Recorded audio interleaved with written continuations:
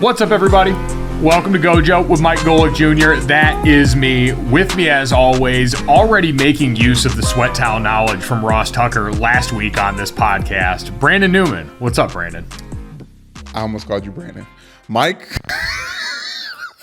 all I do is listen to this podcast and get smarter. I hope everyone else is doing the same. But this sweat rag for the baby wipes, or not baby wipes, it's a baby dry cloth. That's what it's called. I messed up saying it earlier because I'm a bad father. No, these dry cloths are game changers. No, I noticed as soon as he brought that up the next day, I saw you lift that up out of frame, and I went, okay, that's free game for everyone involved. And we hope you guys enjoyed that. We hope you got to see that game. If anyone has not checked it out already, right. As always, you can download, subscribe, rate, and review this show. We are excited for this week. We've got week one.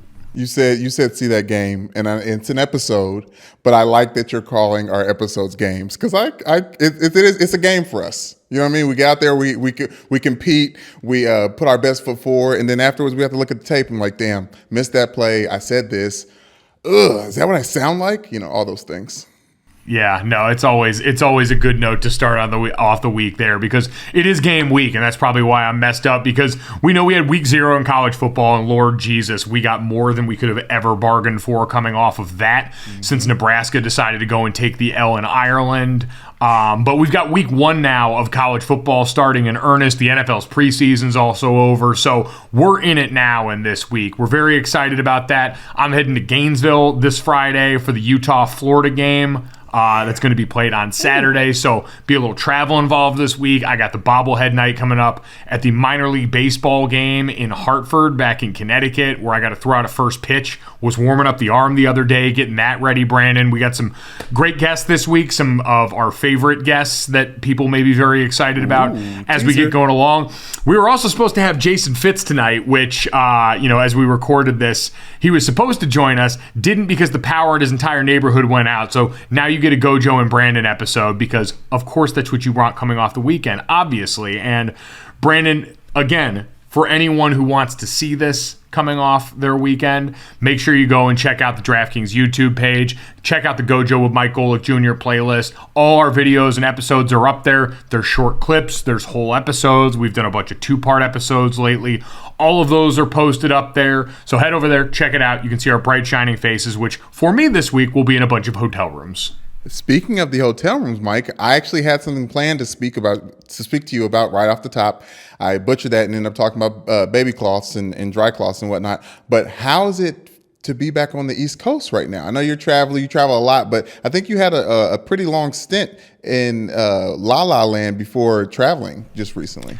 Well, it's just weird for me because this is going to be my first time back in Connecticut where it's a road trip. Like it's a road game for me. Normally I was going there and it was, get to stay in my own bed. I know where all the amenities are. I get to drive up to the stadium. Yeah. Now I'm going there. I'm staying in a hotel. We're coming in on the bus. I'm the opposing team. And so that part of it's going to be a little bit different for me, trying to reorient myself around that. But I'm definitely excited. The one thing that is like the byproduct of being an adult is I'm basically trying to cram a fall's worth of doctor's appointments into a morning because I haven't switched any of that yet, and that was something I had not predicted. So that's the way too inside baseball version of my life right now, but that's where we're at. So we're just trying to get 1% better every day, rise and grind on this East Coast road trip. We're trying to get a dub out here and make sure I don't skip this first pitch in the dirt because in addition to a bunch of my friends and former coworkers that are going to come to the game, my family's also going to be there.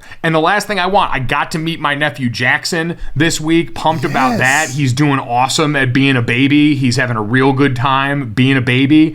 But I also don't want his first, I think he's like 9 weeks old as of yesterday. And while he can basically only perceive certain things within range, I feel like if I mess up this first pitch, he's going to think about me differently and he's going to hold it against me. And I can't have that kind of tone set early on.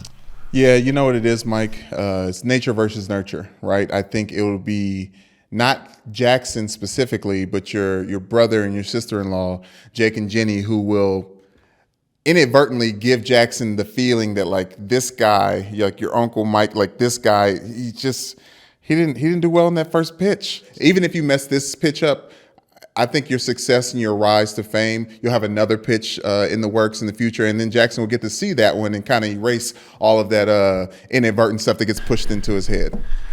Brandon, I live by the rule that you don't get a second chance to make a first impression. So I came out here, knocked this out of the park. I went to the park the other day and was getting pitches there by myself. It had to be the saddest looking setup on earth, because in getting ready for this, and we will get to Tom Brady in a second, Nebraska, yes, we've got roses to give out here this week, but I did, to get ready to throw out the first pitch at the AA affiliate for the Colorado Rockies, the Hartford Yard Goats, a team I love dearly.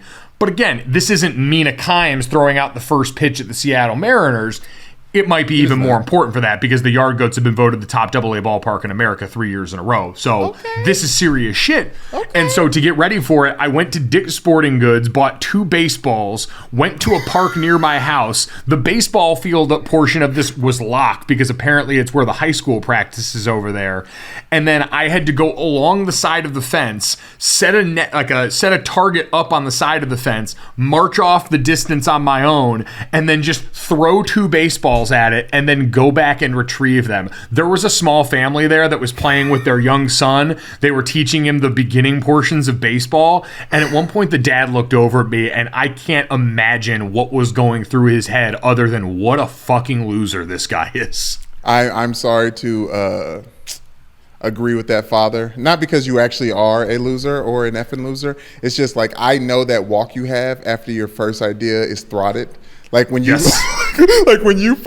when plan A goes wrong, Mike, your head hangs low, your feet drag a little bit more, and you're a tall gentleman, so you look like a sad person. Well, and that's the thing, is I'm trying to project this air that I know what I'm doing, and that I'm merely going along with what I came to do, not I'm looking for any possible place to fit in. Like, I had to look like I was being the one guy in California that was trying to not smoke weed openly and was like looking for a place to hide and go do it. Like, buddy, no, listen, you're not in Connecticut anymore. You can just smoke this wherever you want now. But no, I was just trying to throw baseballs to get ready for a first pitch, because I can't remember the last time I threw a baseball. Yes, I bought 2 baseballs from Dick's Sporting Goods. So that is how I prepared. I'm feeling pretty good, actually. I was surprised at how easy it came back. Gonna try and go up there. I'm not trying to fire it down there. You know, I saw our buddy Jared Carabas at the Sox game really fire that thing in there.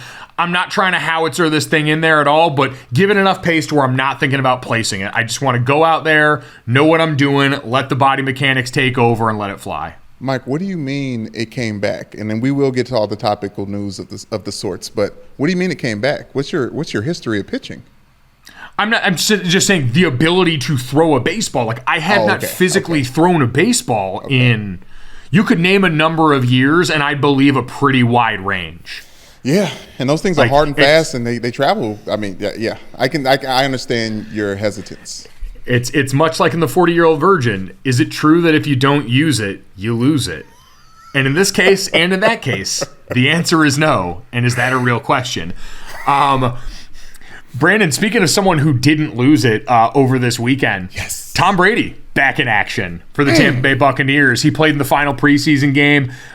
Decent stat line there, was only in there for a drive, had a nice pass down the field to Julio Jones that got everyone hot and bothered, seeing both of them come out and put skills on display at the beginning of that game. But for Tom, it was going to obviously be so much more about what happened after the fact. And Brandon, it was such an interesting read watching Tom Brady at the podium. People are going to focus a lot on the looks, and I think most of that was just for me because people wanted to talk about his face looking different and asking if he got work. He had a middle part. That was the thing that freaked me out. Like, Tom Brady just had a direct middle part, and I think that is what's throwing everyone off, and I don't know why that's not the thing that was said, but he got asked about all of his time away and had actually like a quote that almost made me feel bad for him. Like, I won't say all the way necessarily. What, Mike? Come on. So Tom Brady, when asked about why he was away, said, it's all personal. Everyone's got different situations they're dealing with, so we all have really unique challenges. I'm 45 years old, man. There's a lot of shit going on. You just got to figure out life the best you can. It's a continuous process. Now, Brandon, I want to be abundantly clear. I still don't think this statement puts us out of the woods when it comes to The Masked Singer. Thank you. I understand that's Thank important you. to us. That's why I was very. You explain to me how you feel bad about this man. So the only reason I said that is because, and again, I know there was that article that came out about Tom Brady like a month ago where he talked about raising his kids with all the money that him and his wife have and how. Yes. Well, and so, but I remember this article. They put a headline up there. Oh no, but you were laughing, I'm sure, because of the headline where they made it sound like Tom Brady was talking about how difficult it was to raise his kids rich. And the headline, I actually think, did him dirty. To quote you, I wanted to shoot him some bail, and he just talked about trying to raise his kids with the values that he had, even though they've got means he never could have dreamed of when he was a kid. And while it's not a problem in the way that we think of things, for Tom Brady and his reality, I'm sure he's looking at this saying, it's my job as a parent to try and do my best at this. And for a guy who's still playing football at 45, I'm sure that's got to be a tough, conflicted feeling at times for how that's going for him. But I thought about that, and I thought about how we talked about if this really was, as was reported and rumored at the end of last week, a family trip that had been put on the books when he was retired with him and his wife and his kids. I thought about having to, balance all that and what it was like going through. And it sounds even weird as I said it out loud. But in that moment, I was like, oh, man, you know what? Like, I'm sure this is a bunch of stuff on both sides. Like, Tom Brady, do I believe in his hearts of hearts? Probably wanted to retire last year. And then the news came out and pride takes over and all these things change. And now he's back for one more because he wants to go out on his terms because he's Tom Bleepin' Brady. And then his family's on the other side saying, dude, we've been doing this for 2 decades and we thought we were finally done with this. You're going to give us what we want. So it was interesting to think about if it was maybe the, Occam's razor, the simplest answer, that this is just a guy kind of caught between worlds right now when it comes to the career that he's loved and been the alpha competitor at for so long, and the family that I'm sure he absolutely loves and cares about and wants to just see him around more, but he's a guy that's wired a certain way. We always talk about this with these all-time greats. We hear and read people like Wright Thompson write stories about Michael Jordan and about how this guy for so long felt lost without the level of competition that he had had. Tiger Woods, we're watching him make this transition towards the end of his career, especially surviving a life-threatening accident. Serena Williams is getting ready to leave tennis finally. And so we're watching all these greats of our lifetime that only get to this place because of the specific way that they're wired to go out and attack whatever it is they've chosen to do. And so if I put aside for a second my Masked Singer theories, I go, man, this does have to be, the guy was retired. He was retired for 40 days. And so often you hear with people, especially in the NFL, because of the physical toll this game takes, you hear people say, once you start thinking about retirement, you're retired. Like once you don't have that mind that's locked into the day-to-day because the job's too hard, that line, they pay me for Monday through Saturday, Sundays they get for free. It's always when Monday through Saturday becomes too much that guys finally decide to hang it up. And so it just is interesting to kind of, what we don't do very often, consider Tom Brady the human being in all of this. Maybe I'm throwing way too much empathy at a situation that is just he's the Masked Singer or just Tom Brady was going to do what Tom Brady wanted because he's been doing this forever. But it is sometimes interesting to consider what we just saw happen this offseason. And he played great in the limited action we saw in this preseason game, and he's going to be great in this season. But he was retired. The greatest player we've seen play this position was retired and then unretired, and now he's just back, and we're acting like everything's normal. And this was our first sign that everything's not totally normal in what went into this.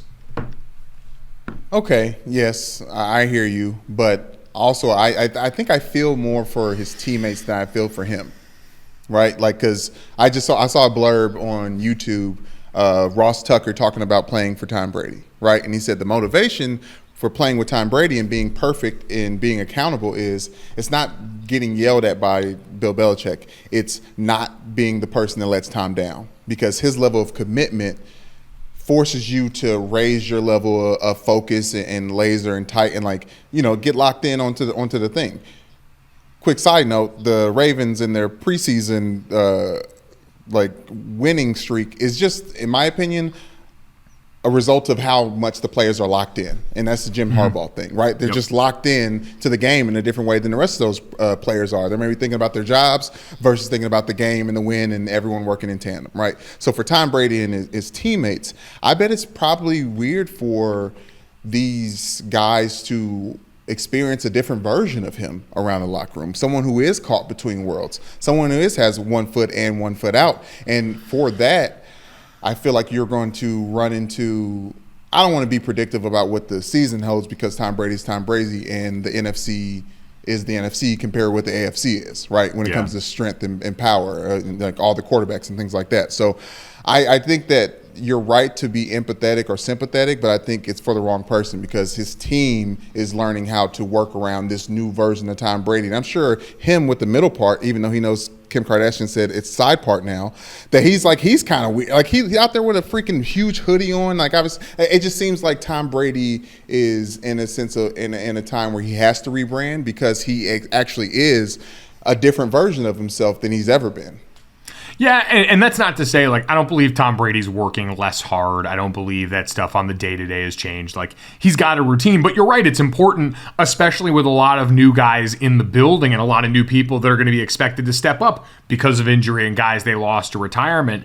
They're valuable reps for them. And I know the first quarter of the NFL season has largely been treated like a preseason now because of how little training camp practice you have compared to back in the day and because there's only 3 preseason games and the starters hardly play anyway. But it is when the margins are this thin and you're talking about, because this team, winning the NFC South obviously is the first goal, but they're here to win Super Bowls as long as Tom Brady's there. It's a one-track mind. And so when that's the ultimate goal, then these things can start to matter a little bit more. Again, we're probably overblowing a lot of this, but that's what tends to come to territory with Tom Brady.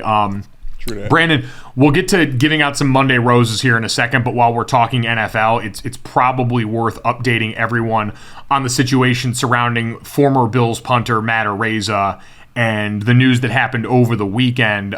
For anyone that missed it, Matt Araiza and 2 other current and former San Diego State football players were accused of gang rape in civil court.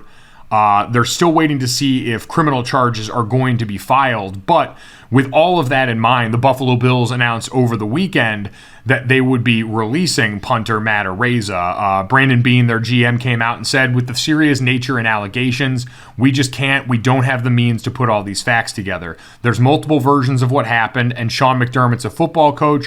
I'm a GM. We don't have access to everything, and so that's been more important than playing football, and so we want Matt to focus on that. Now, Brandon, they ultimately, I think, have done the right thing. And this is less a guilt or innocence and more the seriousness of these accusations mean that this person does not need to be out there as the punter for one of the best teams in football right now. We can get into, again, the notion of right or wrong. I said last week, the fact that you were even willing to risk that for a punter on a team that in 2 games towards the end of last season didn't punt once just doesn't seem to be logical, let alone something morally defensible. But, Brandon, there's a couple of things that come to mind when you see the way that this ended up coming out. Because when we talked last week, we didn't have a ton of information either. This had somehow been a story that had originally had a story written about it, I believe, back in June was the first story. And then in late July, there was a larger piece that had resurfaced. And at that point in July, you had the representation for the accuser in this piece reach out to the Buffalo Bills and make contact with them. And that's what becomes difficult about this. Brandon Beane confirmed that the team got what he called the boulders of what was being accused by the plaintiff, identified as Jane Doe, when the team's assistant general counsel, Catherine D'Angelo, spoke to her lawyer, Dan Gillian, in late July around the time of that second piece. Now, he says during that call, Gillian laid out some of the things they were accusing Matt and others of. And Beane went on to say, doing the best we could with our resources, talking to the league and using our people to try and find information. But ultimately, there's a lot of things that we have not pieced together even today. We're just trying to do the best we could and be thoughtful and not rush to judgment. He also said that when the team said the team had, the team had gone out and conducted a thorough investigation. He said the team should have probably described that as ongoing because it wasn't completed. So this is where all the inconsistency starts to pop up. Yep. And I'm again looking at the Buffalo Bills wondering, all right, so if we're taking them at their word, knowing there's already a couple areas they've stepped in it, you said that you were contacted about this at the end of July. So you knew about it after the draft. So if we want to say, hey, maybe the Bills weren't aware of this going to the draft, which is something, because again, this original accusation came last October. That was when the San Diego police were told about this. And there's a whole separate part of this that San Diego State, the San Diego Police Department are all going to have to deal with, in the timeline of why this is just becoming part of the public dialogue now. But for the Buffalo Bills, one, I remember coming out in the draft, I was going to be an undrafted free agent for whoever picked me up. And I got a call from a team that was potentially looking to, make use of me at some point. Sign me at some point. And they called me and they asked about a minor intoxication arrest that I had gotten first semester of my freshman year. That was off my record after that point, but had happened. And obviously that was much more in the news than maybe this had been outside of that immediate area. But the fact that they were calling about that for an undrafted free agent just to make sure that they had their bases covered always has my antennas up, because these teams can be thorough when they want to be thorough. Absolutely. So that's the first part of this. The second is, all right, then if you're going to extend them grace on that and say, all right, you truly didn't know before the draft. You now admitted you were contacted by her legal representation at the end of July. That is well before you cut the punter that Matt Araiza was competing with, who has since signed with the Indianapolis Colts, and essentially decided to hand him the job. And then you've come out and said, yeah, we got the basics of it then, but we were trying to find out more. But then you said there's only so much that we can know because he's a football coach and I'm a GM, and there's only so much we can know. But now we're going to make this decision because you got called out on it publicly. Like, Brandon, unfortunately, that's where it lands, is while I can never truthfully know how much of this Bean and McDermott specifically knew as GM and coach, as an organization, I don't know what your workaround is for, we knew this back in July and we were still, until the end of last week, ready to walk in with him week one as the starting punter of our football team. If you've learned nothing new in that process, if you learned nothing new in that meantime there, what was the difference between then and now other than public pressure had mounted and all of a sudden this thing had been spoken out loud, and you either didn't know about the backlash that would come, didn't expect the backlash that would come, again, maybe believed Matt Araiza's version of events or whatever he had told you. That's what I don't understand here. But all roads, Brandon, lead back to, I don't know how Buffalo can stand up and acquit themselves of this, because it seems like they were just counting on this either not getting out or the reaction not being as strong. I'm a little bit baffled, but that's, unfortunately, that's the position they've put themselves in. No one else did that to them. Oh, yeah, absolutely. I mean, not to completely point the finger and think what they were thinking, but it feels like a team that was the favorite to win the Super Bowl trying to stack the deck, and by any means possible, apparently. And I'm glad that this is happening right now. One of the things that being said was that there's multiple versions of the story that's out there. And my thing is, okay, how about you release the version of the story that you believe that made you want to draft him as a punter in the first place? Because like you said, these scouts can be as thorough as they choose to be. I've talked to you before when I was at Ball State, and I was basically a lot of people, NFL scouts, would come in and talk to me about the couple of Ball State players, but the majority of the time was talked about all of my former teammates at Notre Dame and who they are as people, and how they are as people, and you know how seriously they take football. One of our former teammates got kicked off of a team after his X amount of years with the team, and the Green Bay Packers scout called me out of the blue, Mike. I wasn't even coaching for Ball State anymore, and he asked me just straight up. He's like, "Hey, I know you're not there anymore. Like, do you think this problem will repeat itself?"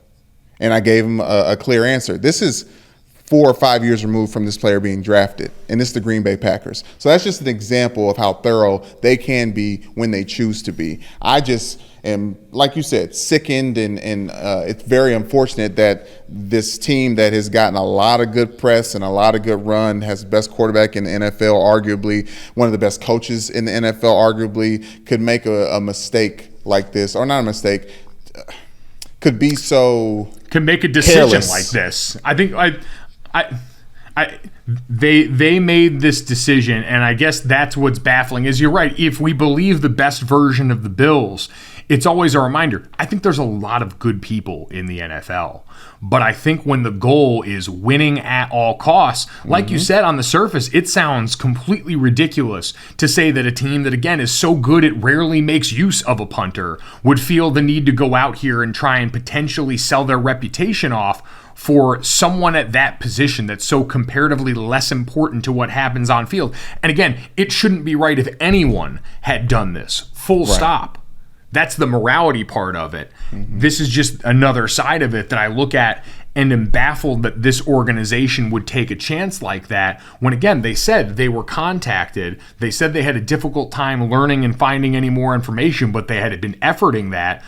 But even in that process, they were still, with whatever information they hadn't been comfortable with at the end of last week, making a decision about his future on that football team. Now all of a sudden, things come to light, and apparently for them, unless they're trying to protest that it was tons of new information that they didn't possibly know, which again, I'm not inclined to believe based on the resources that these teams and this league have at their disposal, and the fact that outside of that, the legal representation for the accuser said they only talked to their camp the one time. They didn't reach out again more to try and find more information out about this.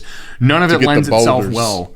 Yeah, none of it lends itself well to the Bills' process. Again, ultimately, I think they made the right decision. I think cutting him at this point was the right thing to do, but there are questions that will be asked, and I think were asked. I know there were people that said a lot of people in the follow-up and in that press conference asked, pressing questions that needed to be answered in that press conference, but it's a really unfortunate note for the Bills to walk into this season on, Brandon, and obviously, with Matt Araiza and what happens with him now, that is all going to be the legal process that unfolds from here on out.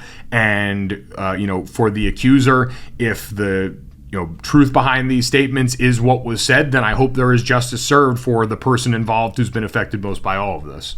Absolutely. That's the part that gets lost a lot when we talk about this football stuff, is that hopefully that obviously whatever happens with Matt Araiza isn't going to make what happened allegedly happen not happen. So there's a lot more scars that are going to have to be healed on all parties, I imagine.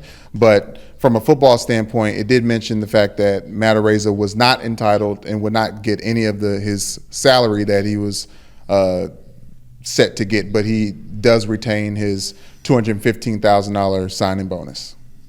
Yeah, which again, comparatively, that was why I was so stunned this decision took longer than Friday of last week. If you had already been looking into this, you weren't bought into him for a ton. Right. $215,000 is certainly a lot of money to us, but in the NFL world of the salary cap and the things that we care about, that's not enough money to where I feel like this decision should have taken as long as it did to come down. But, again, at the end of the day, it did happen. It is what we believed was the right thing and what should have been done in this scenario. And now the Bills will go forward without Matt Araiza, and his situation will become an entirely separate portion of the news that we talk about from here on out. But still unfortunate the way it went down for the Bills and for Matt Araiza and for everybody involved there. That is a lot of the NFL news that we had to update on. We wish that portion of it was better. But Brandon, thankfully, we have still time left on this podcast to make people smile and think about something else a little bit more, like Nebraska losing a football game in Ireland. And with that in mind, Brandon, it is Monday around here. This is a show that firmly believes that the Bachelor and Bachelorette franchise is sports, and because of that, we like to make sure that the people in our sports lives feel loved and give out roses here on Monday. We had Charlotte Wilder with us last week to help give out roses. It's going to be just you and me today. So each of us gets 2 roses to hand out to anything and anyone from the world of sports or the world of things that can also be considered sports from the weekend. So, Brandon, why don't you go first? What's your first rose?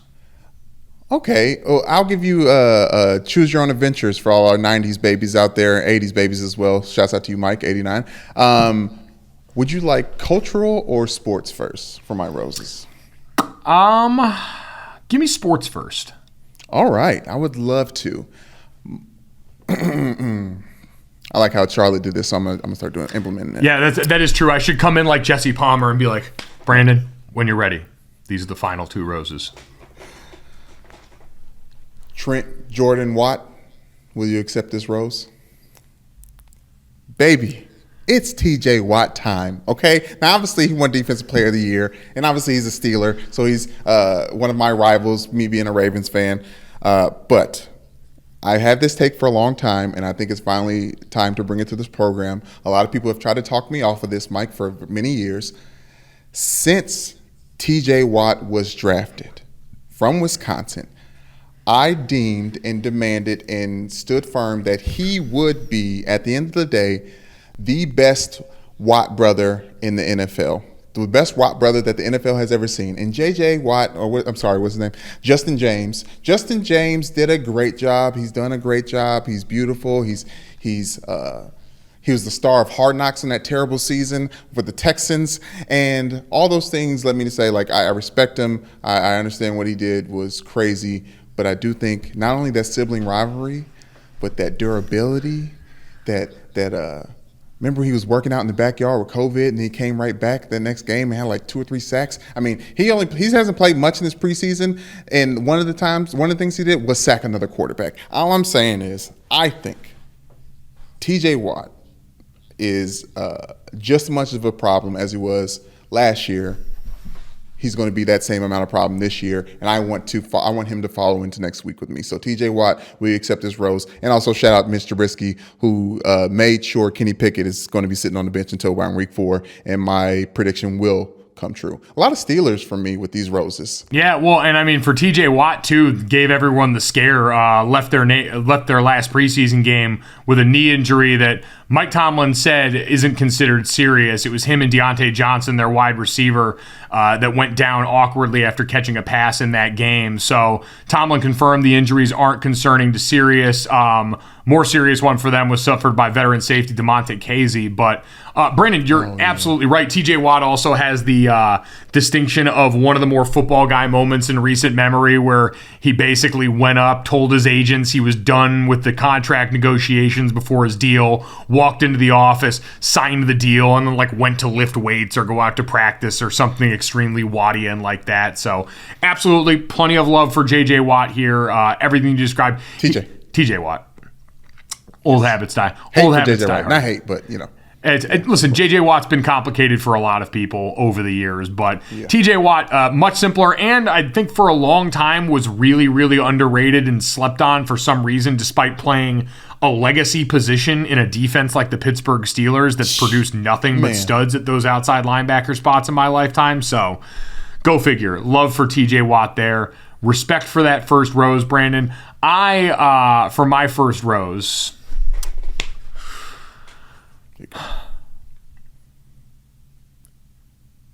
Nebraska football fans, will you accept this rose? And I don't want to say that actually in jest. I actually have a deep respect for Nebraska football fans for what they pulled off over the weekend, being twofold, Brandon, because while their football team, and we can talk about that here in a second, was busy on the field suffering the premier loss of opening weekend, week 0 in college football,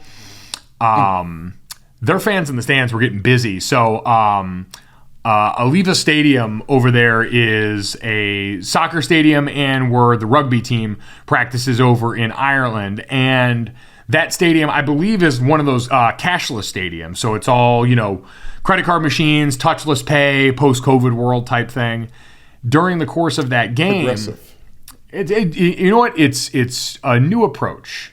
And because of that new approach, over the weekend, what had happened was... Talk to him. Apparently, somewhere along the line during that game in Dublin, the credit card machines at the stadium concession stands were apparently unable to function, and Aviva Stadium's catering company, which later clarified this is due to a technical issue with their payment partner, decided that instead of having a full-blown riot on their hands because a bunch of American football fans couldn't get properly lubricated during this game, decided that they were just going to give away concessions. Food, beer, all of it was given for free to Nebraska and Northwestern fans during this game. And Brandon, I had a friend of mine who is a former Nebraska Cornhusker, a proud graduate of that school and a member of their diving team, text me and say one of the vendors actually had the audacity to ask her to write down her name in pencil on a piece of paper so that she could come back and pay the tab after the game once they had got the systems back online. Needless to say, Jane Doe had a couple of gin and tonics after that one, and I can only imagine how many how many of those... Seymour Butts. Yes, exactly. Every name that was ever called the Moe's Tavern on The Simpsons was used in that stadium to get a beer or something over the course of that game. They also turned it into the return of one of my favorite holdovers from the XFL, which was the proliferation of beer snakes in the stands. It even got to the point where the crowd tried to snake the beer up to the next level of the concourse and ultimately snacked it in half, but you can't dare greatly if you're not willing to potentially lose big. And they did. And Northwestern fans certainly contributed to that, Brandon, but Nebraska fans were dealing with it and going through their worst nightmare. This was the worst possible version of opening weekend that could have gone down for the Cornhuskers. Yeah, I agree, but also you got to think about what are these programs, college football programs, do it for? They do it for the fans. And for the fans that took their ass across the pond to Ireland to watch this game and then lucked out, the luck of the Irish got some free food and free beer while their head coach, Scott Frost, special teams his way into another loss. Like, I don't know, Mike. I think there might be a net even at the end of this day for Nebraska fans. I don't know if they would agree in their this is the point we're at with Nebraska right now, Brandon. So they did lose 31-28 at Aviva Stadium to a Northwestern team that deserves a lot of credit. Like what we saw this weekend from them, especially, I mean, they beat Nebraska up along the lines of scrimmage. Oh yeah, that was dominant. I mean, from that group. It was that first quarter was I felt like it was like all offensive line play to pay attention to. It absolutely was. Now, that being said, also tons of credit to Ryan Helinski, their quarterback, who came out. The first half of that game was also a quarterback battle. It was Casey Thompson on one side, the Texas transfer, over in this new offense. Mark Whipple, formerly the offensive coordinator of Pitt last year, as they went to their ACC championship, as we saw what happened with the star quarterback over there in Kenny Pickett. He came over there, and in the first half, Casey Thompson's throwing it all over the yard. It's every bit of what people wanted as Scott Frost finally ceded play calling control. But on the other side, Ryan Helinski was dealing. So tons of credit to him, tons of credit to that Northwestern offensive line. But Brandon, it got us to the same familiar place, because the reason this was the worst possible scenario for Nebraska is it was another nail-biter. You were leading. You were up 11 in this game and looked like you had finally did what everyone wanted to make the offense's problems, Adrian Martinez. And he's not blameless in it. Adrian Martinez is a flawed player. And at Kansas State, I think maybe there's a chance they can use him in ways that will kind of hide some of the deficiencies. But they thought they were clear of all that. Casey Thompson comes out there with a couple of YOLO balls, has some Heisman-looking plays. Ooh, and... yes. Johnny Manziel-esque. It was incredible. It was all going so well. And then, you mentioned the onside kick. It was 28-17 midway through the third quarter. And all of a sudden, after Nebraska goes down and scores, Scott Frost decides, and he took ownership of this after in the press conference and said it was his call, and he thought he had the better team that day, and he thought they had a chance to end the game with a surprise onside kick that Northwestern easily recovered and then rattled off 14 straight points in the final 24 minutes to win this game by 3 points. Nebraska now became the first major conference team in the AP poll era, which goes back to 1936, to lose 7 straight games by single digits, according to ESPN Stats and Info.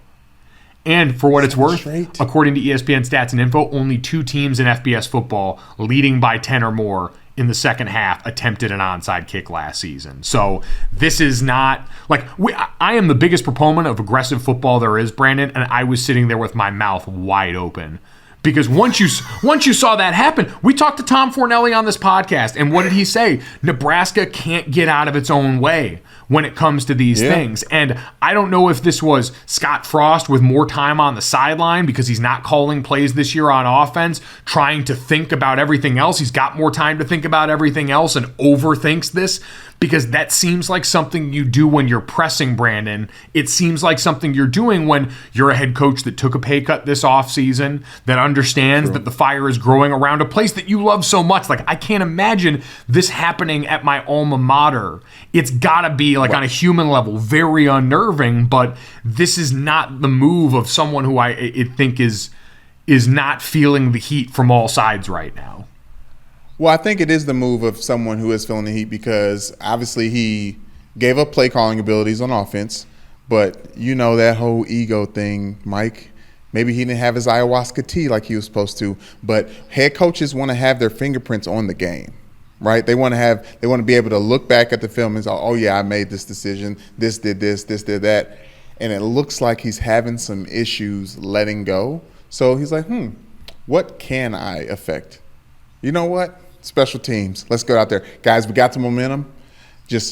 And it was a really bad onside kick as well, Mike. Like, that's why I just want to talk about that. Like, there was no skill. Like, you can tell that wasn't one that's been practiced much. It was just like there was a surprise one that you see in Madden when you like try to hurry up and do an onside kick while the regular kickoff return team is out there. As was pointed out by the broadcast crew, I think the quality of the kick was actually okay for what it was supposed to be, which is just shoot the gap when they're not ready for it.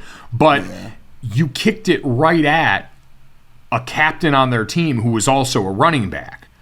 You kicked it at someone who's used to having responsibility on their shoulder. Like, it's like supposed to be like the scene in Waterboy where he's like, "Where's my fish?" Like, oh yeah, look for the guy that's sweating and nervous and pissing down his leg. You look for the guy that was most composed up on that lineup and kicked it right at him. It all goes back to that feeling of here we go again. And Scott Frost kind of talked about this after the game, and this is going to be the hardest part for them now. You look at Nebraska's upcoming schedule in the next couple of weeks, and it's a bunch of winnable games. Like, they're going to get back in the win column here. I forget who it is this upcoming week.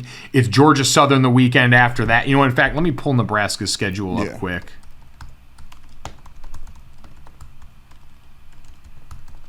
Ooh, yeah. North Dakota. So they play North Dakota, who, listen, playing an FCS team with North Dakota in it is always usually kind of terrifying. That version of North Dakota did have a bit of a down season last year. Georgia Southern the week after that.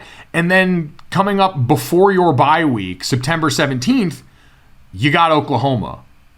So after this, there's nothing you can do in the next couple of weeks that are going to get people not staring at that Oklahoma game like it's the most important thing that you've ever done.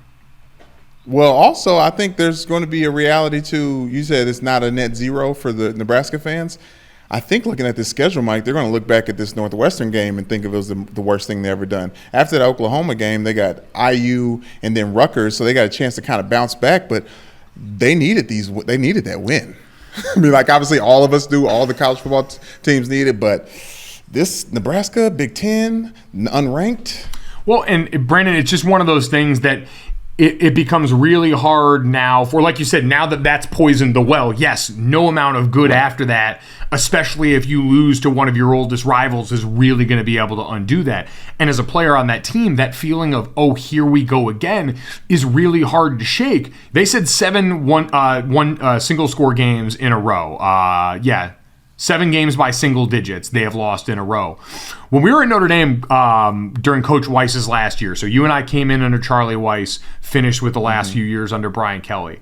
And our last year in 2009 with Charlie Weiss, before he was let go at the end of that season, we lost 4 straight games by single digits down the stretch of that season. And I remember how much that feeling carried over, because when you lose to UConn at home on senior day, and you had lost to Syracuse the year before, and you've got all these moments, when you get on the sideline in the fourth quarter of a game where if you've been up, a team starts to come back, you look around, and instead of thinking, all right, who's going to make the play? Which one of us is going to do this? You're going, oh shit, what's going to go wrong? And to break through that can take a while. Like, I think for us, even going into the first year with Brian Kelly, we lost 2 of our first 3 games by single digits that year. And it wasn't really until I thought later in that season, we played 15th ranked Utah at home at Notre Dame and ended up winning that game in a decently convincing fashion. But the catharsis after that story was our home fans rushed the field.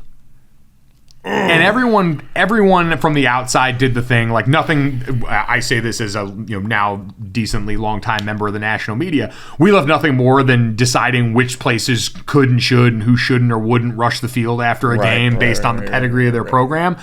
I was like, no, we needed that. Our fans needed that. Everyone involved kind of needed to let that out, because there had been this feeling for so long that it was here we go again. And we didn't really get over that in earnest, I think, until 2012, when we started to notch some of those wins in places people didn't expect them from us. But that spot there, as far as just the little bit of belief that can form after you've been beaten down like that in so many of those spots for so long, that's a mental part of this that's very real. And for this team now, coming back off that, knowing all eyes are on them, and having to do the body clock thing coming back from that. Again, they've got winnable games the next couple of weeks, but you're still making all of that adjustment, and you're doing it with the worst taste in your mouth possible. So it's going to take a lot of fortitude and leadership from a team that we know now in this portal era. That might also be something that's a little tougher to come by when your locker room is all still kind of getting to know each other in some key spots. That's a good point, because those guys have different muscle memory than the rest of those players on that team. The transfers, and I think it's 22 transfers at Nebraska, 6 of them starting this year. Going back to that special teams play, I feel like special teams is the through line between that season at Notre Dame that you just talked about with us and this unfortunate onside kick with Nebraska and Northwestern and Scott Frost, who's clearly still coaching like he's at UCF trying to win games.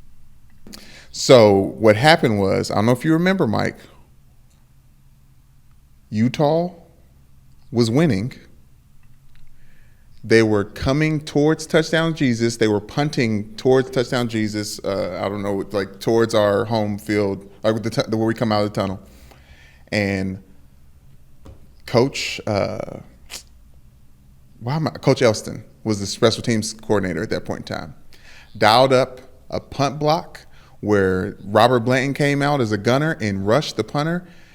No one was expecting him with them big-ass shoulder pads that Robert Blanton always wore. He always said he had no tape. He did not look fly or anything. If you watched the tape, you knew he was real. But other than that, he was not threatening. He came, blocked the punt, scooped and scored, Mike, and we never looked back in that game. It was a special teams moment that really saved not only that game but our season.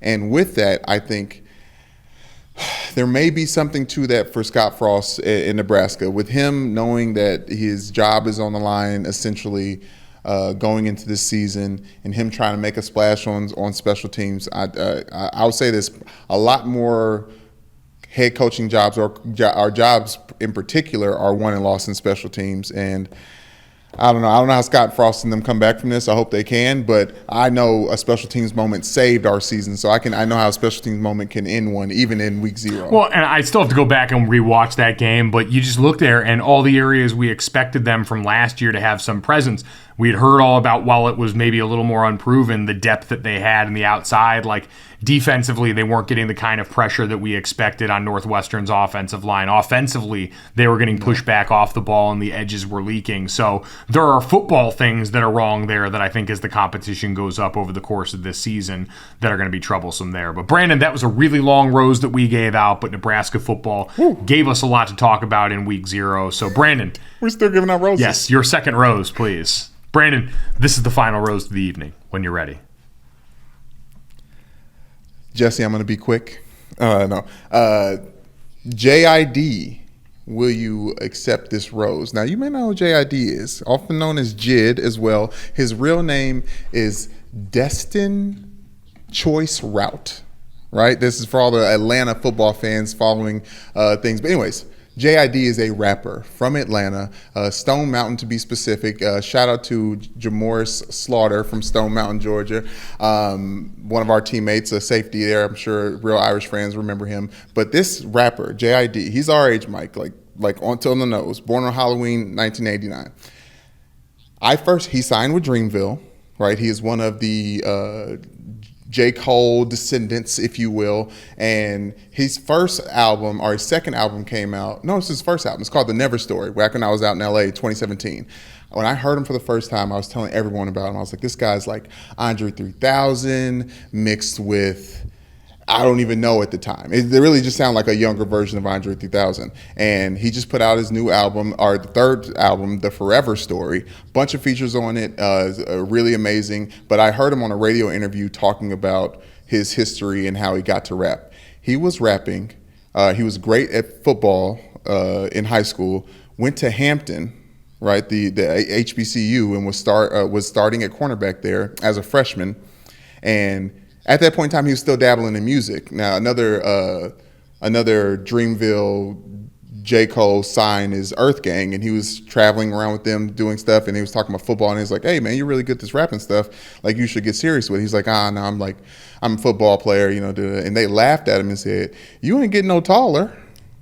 Dude's 5'7", right? And it was corner, and he said, that stuck with him, and that made him realize, okay, maybe I do need to get into rap. And there's a lot of things in this album that are like calls from his high school and college games, like penalty flag on the third down. Anyways, it's a mashup of our loves in the sense of hip hop and football. And it's always nice to see a former football player rap, because you can kind of see how their brain is thinking and all the references and just be obsessed with sports and things like that. So he's one of those guys that, like, I think of him like as a black Sam McGuffey. He had like a great rookie highlight tape, or like a tape coming out, and like everyone's like, oh my gosh, this guy's crazy. He's going to do so much great things. And then he's like he's quiet for so long. But then he came back out with something that was like one of the best albums, I think, of this year. And I'm just thankful for him. I'm proud of him. He's one of those guys that like really takes the craft seriously, so it's really good. So if you're going to listen to anything rap wise this last calendar year, don't listen to that compilation album, Now This Is What I Call Music, that DJ Khaled just put out, God Knew, or something like that. Go ahead and push play on The Forever Story. I'm just blown away that the Black Sam McGuffey was a thing said on this podcast. A reference to a music artist that I don't know and I'll have to check out, but followed by one of the most niche college football references that you could possibly pull out of your ass. I award you many points, but may God still have mercy on your soul, Brandon. Mine is very easy for this one here. My second rose goes to Vanderbilt football. Because Vanderbilt football played the sickos game of the weekend in week 0 and beat Hawaii 63-10. Now, going out and beating Hawaii in the night game in week 0 on the island is something that's usually impossible and usually a fool's errand to bet against here. But Vanderbilt came into this one as 9-point favorites and went out there and scored every which way possible. The offense was getting a bunch of action on the ground there. Their quarterback's a great run threat. Defensively, they scored a couple of times on defensive touchdowns, including Anthony Orji, who's one of the best linebackers in college football. You won't hear talked about very much because he plays for a Vanderbilt team that I think has lost something like 19 straight SEC games. But, Brandon, they got to go out to Hawaii for an entire week at the beginning of college football season, soak up the sun and enjoy their time, and then go out there and absolutely demolish that team. Part of me does feel bad for Hawaii. That was a team that the prior regime just completely ruined. So much of that team had left in the transfer portal because of the actions of their past coach. Timmy Chang, who was a former Hawaii quarterback and a guy that meant a lot to that program as a player, is back at the helm trying to salvage it, and you saw just how far that program has to go. And we had gotten so used to them over the course of our college football lifetime being a team that was part of, that late Saturday night game that could potentially give people, it was usually some version of that run and shoot. And I know Timmy Chang won't really go into what the potential name, what this offense is, or if it's a version of the fun and shoot that we saw for so long, but he's got to make up for so much of what Todd Graham did to this program. But in the meantime, Clark Lee and the Commodores with their new logos and their new shiny uniforms got a big time win, and this might be as good as it gets for them. I don't know how much better that football team is once they hit SEC competition, but you got to start the year off basically playing a bowl game. So go off, Andy. You deserve good things, and I'm glad you got some. I'm glad Vanderbilt got a win, mainly because one of our old teammates, Nick Lazinski, is coaching there right now. But one of the funniest things that I heard leading up to week 0 was the AD of Hawaii saying Vanderbilt doesn't know what's coming to them when they get here. And I was like, yeah, they didn't. I don't think they expected a blowout either, or like to hold y'all to 0 points. So everyone was right. Yes. Everybody got something out of that exchange here. So congratulations to Vanderbilt. Congratulations to everyone else who managed to get a win in week 0. We appreciate your efforts, as I know I was glued to the couch all Saturday and look forward to doing the same all of this next weekend. But Brandon, with that being said, we've handed out all the roses that we've got here. We've already talked our entire asses off of this podcast here. Yeah. And so why don't we give the people what they want and ask the question on everyone's mind, Brandon, which is, do you know what time it is? She had dumps like a truck. Thighs like what? Baby, move your butt. Let me say it again. She had dumps like a truck. Thighs like what? All night heard. This, that, and the third. Let me see when I go third, baby. That third. And I love when the topics go. Love when the topics go. Love when the topics go. That third. This, that, and the third. I don't know what the finish was, but everything else was fantastic. I feel like you wore that like a denim jacket today just to seem even more 90s and early 2000s R&B. Yeah, no, I don't know why. I am wearing for our podcast listeners, I'm wearing a Alaska denim t-shirt that I got from Alaska. And I couldn't tell you why. I was thinking about Hawaii and I was like, man, I really wish Alaska had a football team. So I just put through it on just because I think and the rest they say is history. That is how the news goes. And Brandon, speaking of the news here, boy, it went college football heavy today, but it's because we got a lot of it. Jim Harbaugh at Michigan came out in a statement, which, did you notice everyone this year is doing statements that they put out on social media in the text plaques announcing who their starting quarterback is? No. Like, I understand there was a lot of turnover at some of these schools, and for Michigan, they did use a couple of quarterbacks in varied roles last year, but it seems like every school took the need to really make a formal announcement about who their quarterback was, our alma mater included. But Jim Harbaugh came out in a statement and said that he will go about this starting job a little bit differently. They have had 2 quarterbacks through the course of camp that have been competing for the starting job. Cade McNamara, who was the mainstay starter last season for Michigan when all the good things happened to them, beat Ohio State, won the Big Ten championship, got to the college football playoff. J.J. McCarthy was on that crew and is a little more dynamic of an athlete. They put him there in limited attempts to kind of have a change up, a package that they had in for him. They had both competing, and Jim Harbaugh decided he didn't want to stop that train, and so he said that Cade McNamara will start the first game of the season against Colorado State, and that J.J. McCarthy will start the second game of the season against Hawaii, and a decision on the permanent starter will be made after week 2.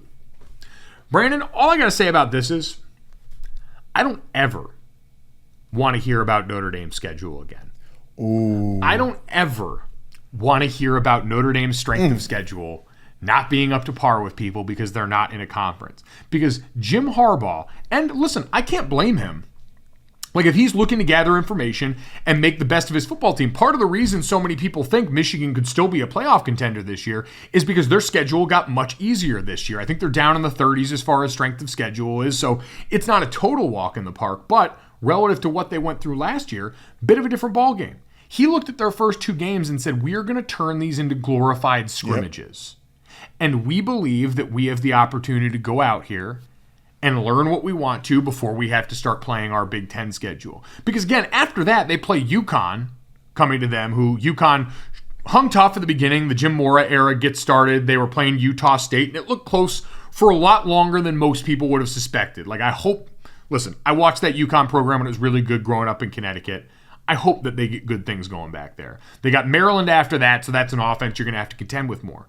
But Jim Harbaugh looked at their schedule and said, we're just going to use these 2 to kind of work out the kinks, and we'll figure it out from there. So everybody talking about Notre Dame's strength of schedule, please leave me alone. I love this move completely, though, by Jim Harbaugh, the 2 starting, the scrimmages. But I hope that the other quarterback doesn't play at all in those games. Like, I want a real. Does that make sense, Mike? Like, I want every series. Yeah, like you want it to be a true audition. Yes, true audition, because you got trust your defense to handle it against Colorado State and Hawaii, as formidable as Hawaii has proven themselves since week 0. And then, figure it out after that, because I don't want muddied waters with this decision, because I do think this is pretty unique, but it's not unique compared to how dog shit their schedule is. No, I don't know. I can't remember the last time. Now, we know plenty of teams have gone into the season not knowing who their quarterbacks are and it being decided by actions in the game. We've seen that up close and personal a couple of times. Coach Kelly's favorite. This is just. He said the quiet thing super loud here about the beginning of this schedule, but they're going to get that opportunity. And for the rest of it, new coordinator this year, Josh Gaddis, who was the winner of the Broyles Award last year for the best coordinator in the country, is now down at Miami. So they kind of filled that role with some co-coordinators internally. We'll see how it goes, but both of these guys are going to get a shot, which good for them. I hope they both make great use of the opportunity, and if it's anything like we saw last year, we could still see both of them on the field at one point or another. Brandon, let's get to that. That is Rory McIlroy going out and doing the damn thing this weekend and hammering it home, winning the FedEx Cup Championship, capping off the PGA Tour Summer of Rory, as it had been dubbed by so many people. Now, for Rory McIlroy, a lot of this was about him being the face of the PGA relative to everything that's gone on with their battle with the Live Golf Tour, the Saudi Arabian-backed tour that had been handing out money to everyone involved, trying to get some of the old big names of the sport to come over and help them sports wash their reputation. On this side, Rory McIlroy and Tiger Woods had really led the charge of being vocal opponents of that. And Rory McIlroy had also played really good golf this year. And so on Sunday afternoon, Rory and Scottie Scheffler, who has been like the number 1 ranked player in the world for most of this year and is still somehow not gotten into the mainstream conversation surrounding this the way some of his other counterparts had, I felt bad for Scottie down the stretch, man. There were a couple of really tough moments for him and Rory, even finishing up on 18, both of them in opposite directions, fillet their shots away from the hole. Rory's able to scramble and put it in, ultimately get the win. A nice $18 million payday for the winner's purse, coming off him having to tap in like a 1-inch putt. But even in the moments after this, when he was handed the trophy, he said, what this win meant for him with all that as a backdrop. He said, I believe in the game of golf. I believe in this tour in particular. I believe in the players on this tour. It's the greatest place in the world to play golf, bar none, and I've played all over the world. This is an incredibly proud moment for me, but it should be an incredibly proud moment for the PGA Tour. They've had some hard times this year, but we're getting through this. That was a spectacle out there today. 2 of the best players in the world going head-to-head for the biggest prize in the PGA Tour, and I hope everyone at home enjoyed that. Get off it, Rory. He's really get off it. He's really gone over the top for. Man, listen, at some point it's just going to come down to, while it is wild that, we saw that go out there, and shout out to Max Homa, the internet's favorite golfer, for, I believe, finishing tied for 5th in this tournament here. Had himself a great season, was a really good story. But Rory gets to take home $18 million.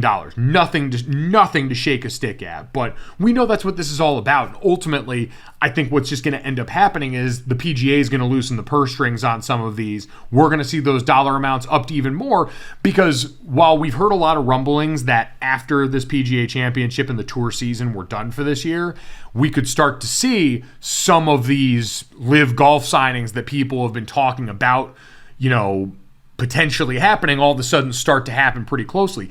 It's not going to be until we see one of the really, truly big names leave, and I think Cameron Smith has been one rumor that might actually register a bit on that Richter scale, but it's not until that this is going to start to get any teeth, and we know that's still tied to the conversation around what the majors are going to do, so there's a lot of meat left on the bone here, but this was, a very entertaining closing stanza. I did feel bad for Scottie Scheffler, too, because as a big, a kind of big guy, he was out there and it was a hot day. You could see everyone was sweating it out, but he had that little bit of pooling belly sweat that started to show up around hole 16 when it was really getting to nut cutting time. And that's the sweat spot there. Every big guy knows this. Once you see the little bit of belly sweat start pooling and you're out in a public place, it's when you know that they know that you're in over your head when it comes to the heat. Right. And that's when the anxiety starts to rise. And that's why I was not surprised when he misses what looked like a pretty makeable putt on 17 that could have put him back tied with Rory, or when that shot went errant on the 18th hole, because once that belly sweat shows up and there's people watching you, you get self-conscious in a way that's really hard to overcome, man, and I felt for him. I don't feel for Scottie Scheffler. I'm glad you brought up Cameron Smith, because he is the reason why I don't feel bad for Scottie Scheffler, because I don't, when it comes to casual fans of things, you can just see one thing from somebody like, not a fan of them, don't like that at all. When Scottie Scheffler walked in front of Cam Smith while he was looking at his putt, I don't remember what PGA Tour this was, but it was recent, and it was right after Cam was rumored to take that live golf money, right after he won. Didn't he? Yeah, whatever. After he won his tour, his tournament, Scottie Scheffler tried to do that little thing, right? Try to do the unwritten rule thing. I didn't like that, and I don't like him. And I hope that he never wins a tournament, Mike. And I hope he always comes up second. And I hope he's always the Scott Foster, Nebraska, close to losing every time. And I hope he feels it until he decides, you know what, I got to go to live golf and chase this money, because that's what should happen. And Rory, we get it. We understand. We hear you. We loved hearing the quotes, and we thank you for winning. But the way he add that extra sauce and lube and oil on that makes me feel like everybody else laid down for him, because it was spokesperson time. It was like, let's make sure that Tony the Tiger wins the Frosted Flake Cup, because we need a couple statements. See, I think it's great that they've got, I know, again, bunch of disagreeable money behind live golf, but I love that it's turned some of the guys on the PGA Tour into WWE wrestling promo cutters. That is true. We haven't heard people we've got Tiger talk good about the PGA Tour ever.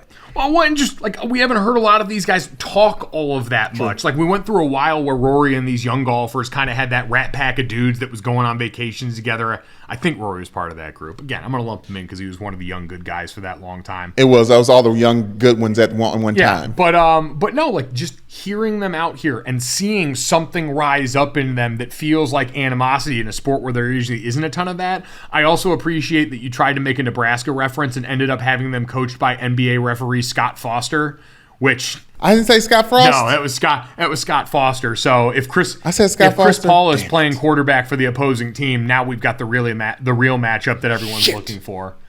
Damn it. Okay. But that's the world of golf over the weekend. Actually, a very entertaining finish to that. And now we know we've got silly season potentially getting ready to get started there. So plenty more to come on that. But Brandon, it doesn't get any wilder than this. Let's finish with the third. Your Baltimore Ravens played a football game over the weekend.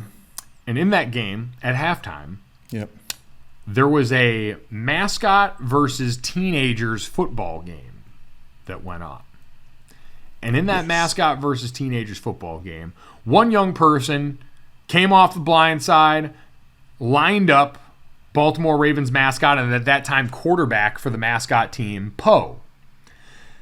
Took him out from behind, went low on him so badly that Poe had to be carted off the field at halftime of the Ravens game, Brandon.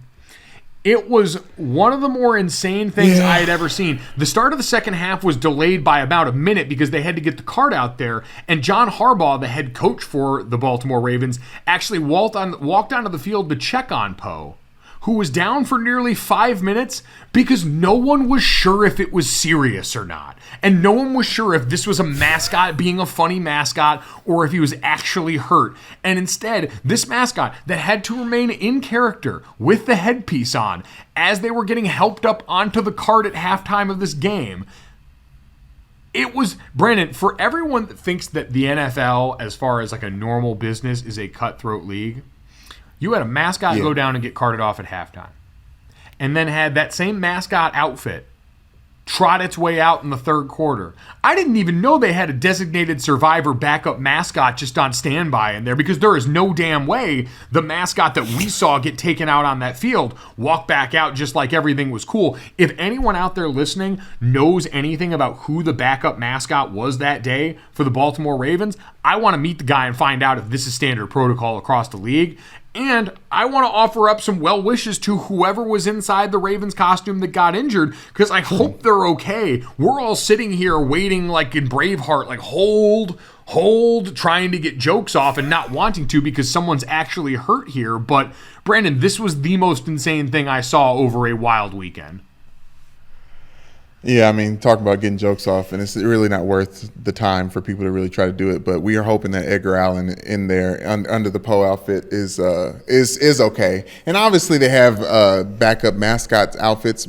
Mike, those gentlemen or ladies, whoever's under those mascots, are sweating their ever living. Oh no, balls. I'm not talking about the backup mask. I'm not talking about sweating the actual outfit off. I'm saying they had a backup person to go into the mascot outfit. Well, most NFL teams have, most college football teams have multiple. Well, if you have a masked mascot, you usually have two. I like to say that. Like that's a common thing to see. If like there's two different ones. Yes, Mike. If yes, it's true. Well, I mean, I know at Notre Dame we had multiple leprechauns, but usually they were going to different sports. I'm talking about the masked ones. I didn't know they had them all at this particular sporting event, just ready to rock. Yeah, I mean, I didn't know they were ready for preseason games. I'll tell you that much. But I'm glad that they had the replacement so the kids can make believe that Poe is still okay when we know that gentleman who was injured by Poe. I just want to say shout out to Harbaugh, who he did the human thing, man. You always find him being human randomly, and that's what I love about my head football coach, right? It's that when Lamar Jackson was the fourth down, he's like, Lamar, you want to go for it? You want to do it? Oh, we're going to do it. We're going to do it. Like when in all actuality, everybody knows they're going to do it regardless, right? Like he loves implementing just being human every now and then. So, oh man, too bad his brother Jim is such a weirdo. But I love my franchise, and I hope our mascots are recover speedily and get back on the field, because this is a bad omen going into the season. We had a bunch of injuries last year going into last season. I'll take this one, but I hope our replacements are up to snuff. I feel like these mascot versus kid games are always dangerous. You always see highlights of these mascots truck-sticking teenage kids. They've got the benefit of this extra padding. It felt like the kids were just sick and damn tired of constantly getting punked by these mascots. Like, it's... Hey, especially in Baltimore. I will say this is not unprecedented as far as a mascot getting carted off. Back in 2018, Colorado's mascot, the costumed one, not Ralphie the live buffalo, but the Chip the buffalo mascot that is a costumed bull, shot itself in the nuts with a T-shirt gun and had to get carted off in the immediate aftermath of that. It was trying to, I think, load it and then accidentally discharge the weapon. And let me tell you what, as someone whose lifelong dream was to shoot a T-shirt gun and got to do it at a Hartford Yard Goats game a couple years ago, an incredible amount of force. Like an amount of force you are not really ready for. I cranked that thing all the way as much as I could and almost hit one of the lights off the top of the stadium. Stop. It's intense, man. So for him to be putting that thing the other way, and for that to just get right in the, mascot no-no places is brutal. It's stuff like that that makes me want not only Jackass to be back, like I want to be a part of it. Because I think I'll take a T-shirt cannon to the nuts. You would definitely take a T-shirt cannon to the nuts over getting blindsided by a teenager in a tackle football game, right? Well, and getting a ligament torn. That's no fun. But yeah. Oh, yeah, absolutely. Take my nuts. Because teenagers are vicious, man. Like, even not on the field, I'm afraid of teenagers at this point. Yeah, they're very mean. And I think I would say this as a word of advice as we wrap up this podcast: start being more childlike with your commentary to people. Let's not hide our things. When you hear something, it's like, hey, that hurt my feelings, or hey, that was kind of mean. Just let's bring it down so we can all move forward as we go into this. I think this is good advice as we all try to coordinate watching football for long periods of times. Everyone has significant others. For everyone have kids around. Mike, I just talked to Michelle about possibly getting a nanny on Sunday, and she laughed at me and she was like, "I don't see why we would need that." I was like, "Don't you need help on Sundays?" She was like, "Yeah, that's why you're here." And I was like, "Yeah, but..." Oh, buddy. You are getting to my father's favorite pastime, which was sitting around anytime. And my mom is one of the coolest people ever and has, been around sports and all this thing for a number of years and understands that is part of the job, is being up to date on all this stuff. But that didn't stop my dad. Every Sunday or every Monday night or every Thursday night or every time the World Series was on or any time a sporting event was on that he was going to sit down and watch, looking at my mom and saying, "Listen, I can't do anything else right now. It's for work." And just expecting rave laughs every time like it was the first time he told the joke. So I applaud you for stepping into that same arena right now, man. You did it effortlessly. And oh, man, yeah, it's not going to work. No, it's not going to work. But we hope effortless is what this podcast was for you on Monday. We thank everyone that makes it to this point, as always, and hope you download, subscribe, rate, and review wherever you get your podcasts. Leave us a 5-star rating. Leave us a review. Unsubscribe. Resubscribe. Make sure you go check out the DraftKings YouTube page. Head to the Gojo with Mike Golick Jr. tab. Check out some of those videos and get our views up here. Show everyone how much you enjoy seeing Brandon's denim jacket on screen. Tell your friends, because word of mouth is the best mouth. And as we always say around this podcast, we want to know what that mouth do. Oh, maybe not. Also, all football season long, we will obviously have plenty of things going. We'll have our roses going out here. We'll have the NFL top 5, bottom 5. We'll have plenty of picks coming later in the week. And we're also always on the lookout for great, large people doing great things. Yes. We had our first thick six, an offensive or defensive lineman, getting loose in the end zone that made its way into my mentions on Twitter, at Mike Golick Jr. on Twitter, at Brother Brandon, or at Gojo Show. If you ever see a big person score a touchdown in a game, holler at us, let us know, hashtag thick six with it. Brandon, a fine young man playing offensive line at PRP, your former high school in Louisville, Kentucky, got loose because one of his wideouts in the open field felt like he was going to share the love with the big guys, and it made a beautiful moment. Wideout number 1, he is committed to Kentucky. He blocked 9 kicks and punts last year, Mike. 9 kicks or a field goal or a punt as a the edge rusher. So I'm really excited for his future, but more excited that he wants to feed his PRP big boy brethren and hand the ball off. Mike, we played a lot of bad teams in Louisville these first 2 weeks, Valley and Doss. For all the Louisville people listening. But shouts out to PRP, looking good right now against bad competition. Hopefully you keep it going. Thank you, Mike, for tweeting it out, because now I have people in my high school who know me by name are finally following me on Twitter. So shout out PRP. There we go, bringing everyone together. And that was senior wide receiver Jacob Dixon, who handed that ball off to fellow senior Nolan Haley, the offensive lineman, who ended up getting in the zone. Always want to give love where it was due. So everybody, spread that same big boy love. Download, subscribe, rate, review. Thank you so much. We'll talk to you tomorrow.